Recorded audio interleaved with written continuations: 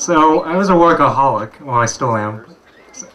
And I had a hobby of just going to the YMCA and trying to like get the tension out of my shoulders by trying to swim to the end of the 15-meter pool. I never actually made it, but one time I was there was this really hot blonde athlete chick, and I kind of overheard her talk. This guy talking to her, and she's like, yeah, how long is a mile swim for a triathlon? So I got in my head, I can do a triathlon. Me, beautiful, confident woman like that. So I thought I'd do a triathlon, and I started thinking, it can't be that hard. But I started telling more people. I started telling my brother-in-law, and finally got to the point where I was telling like coworkers, random people in the street, I was going to do a triathlon.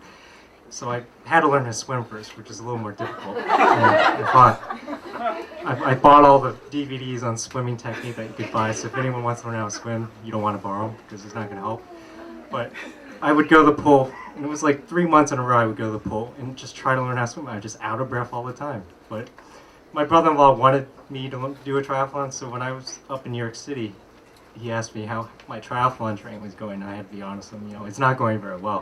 And he's telling me, well, my colleague Jill, she's doing this triathlon for this group called Team in Training. I'm like, yeah, I've heard of it. I get these purple things in the mail, whatever, raise money for leukemia, lymphoma. And he's like, she's doing her triathlon, and I'm like, how long she's been training? And she said, just 4 months. I'm like, what? You can't train for a triathlon in 4 months. But anyway, because of that, I signed up for the information meeting, and I was at the information meeting. I met this guy who was like, all right, just sign up, do it. And I think the whole thing is they pump you up, so you get so excited when they say how much money you have to raise, you're already committed. For the Chicago Triathlon, which you had to raise $3,800. I mean, I remember going to being a Boy Scout and going to people's doors and say, you don't want to buy a reef, do you? I was not a very good natural salesman, but I knew my secret weapon was I feel like I'm a good writer. So I wrote this beautiful letter or whatever, saying something like, how Kevin, people always say what's new, thinking that, like, is he dating? I'm like, well, I figured the perfect answer would be, I'm going to be doing a triathlon, Perfect coffee table topic. And I hand wrote addresses. I spent about like 250 letters. I sent them to my sister's ex-boyfriend. She's probably had like 15 of them. I sent them to every person we'll know. So 250, I was stretching it. But once I got started training, it's just painful because swimming's so hard.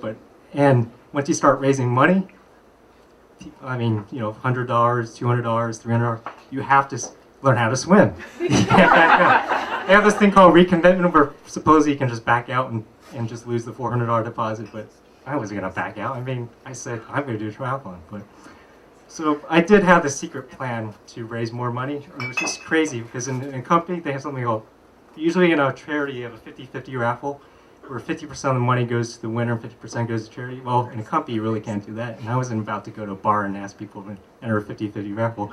So this crazy idea I got from the fundraising board was, you can't really give away a prize of cash value, but I figured I would raffle away which color I would dye my hair. I thought it was brilliant. Raise money and, dye hair, goes back to normal in a couple of days. Little I did raise the raffle. I sold like 400 tickets, all these people. I got positive press. They put me on the internet, and people wearing pink on the floor. I'm like, what the hell, pink?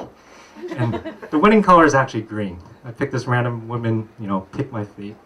And I went down to House Productions on, I think, 18th and Chestnut. Great place if you want to get your hair dyed. They had to bleach my hair twice. I had no idea what bleaching hair, dyeing hair was before until I actually got it. But the real good story about good intentions, I ended up raising over $6,000.